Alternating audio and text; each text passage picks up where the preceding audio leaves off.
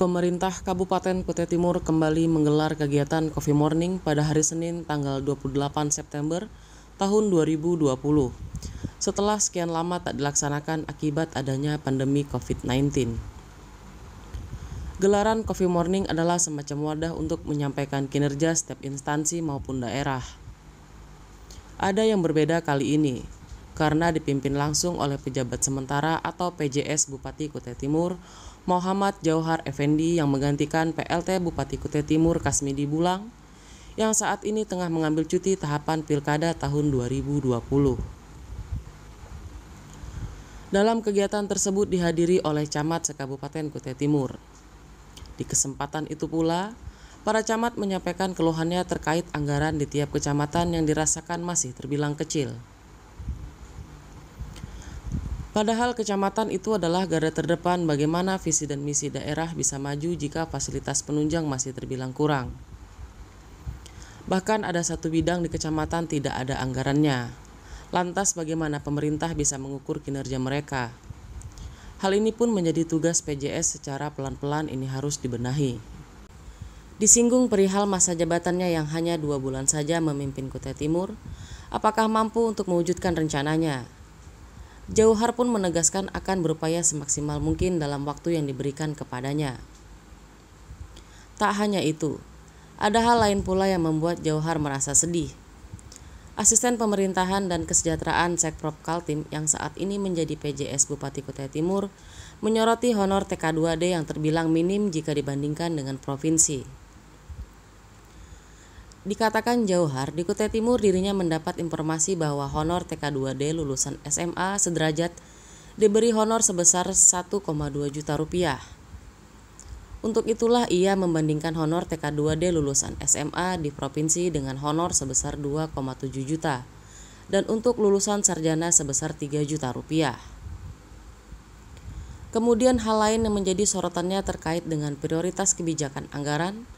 Berikutnya terkait dengan aset, misalnya ada kendaraan dinas yang masih dikuasai seseorang yang sudah purna tugas. Ditegaskannya, setelah ditarik, mobil dinas akan dibagikan ke SKPD yang membutuhkan yang selama ini tidak didukung oleh kendaraan operasional. Jadi kami menginventarisir berbagai persoalan yang ada di SKPD dan lain-lain. Ada beberapa hal yang kita temukan. Pertama, terkait dengan prioritas kebijakan anggaran. Yang kedua, terkait dengan aset. Misalnya, ada kendaraan-kendaraan yang masih dikuasai oleh seseorang yang sudah pensiun. Nah, ini harus kita tertibkan. Ya. Kita tertibkan, kemudian nanti setelah kita tarik, baru kita bagikan kepada SKPD yang memang memerlukan, yang selama ini tidak didukung oleh kendaraan operasional. Kita tidak mungkin mengadakan pengadaan baru karena di situasi COVID-19 ini kan anggaran kita terbatas. Yang berikutnya, kami juga berpikir ya bagaimana honor, tenaga honor ini ya, itu masih sangat rendah. Itu juga harus kita pikirkan bagaimana bisa kita upayakan untuk ada peningkatan.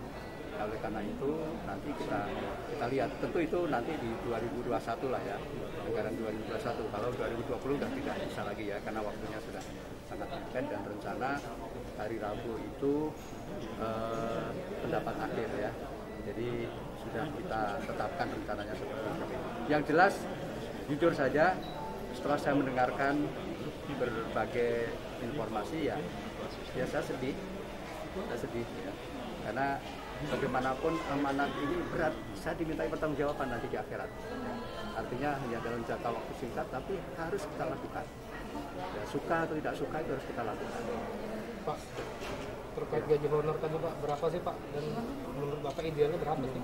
Ya kita ukur kekuatannya lah. Yang jelas kan sekarang ini yang saya mendengar cuma 1.200.000. Kalau idealnya menurut sementara di provinsi itu lulusan SMA itu 2.750.000. Lulusan Nah, itu hanya SMA, untuk Pak, ya? gambaran aja. Itu honorer Pak ya? Kalau di 1, di 2, di 3 itu 2.900.000 dengan sarjana 3 juta. Ini gambaran aja ya.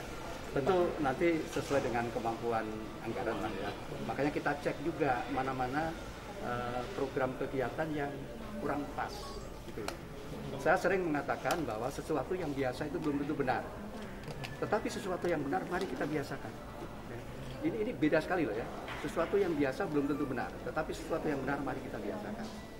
Nah, saya bertugas ini ada 3 hal ya yang diamanatkan. Yang Aktual pertama, Borneo memastikan melaporkan dari penyelenggaraan Sangatta, pemerintahan, Kutai Timur. termasuk di dalamnya juga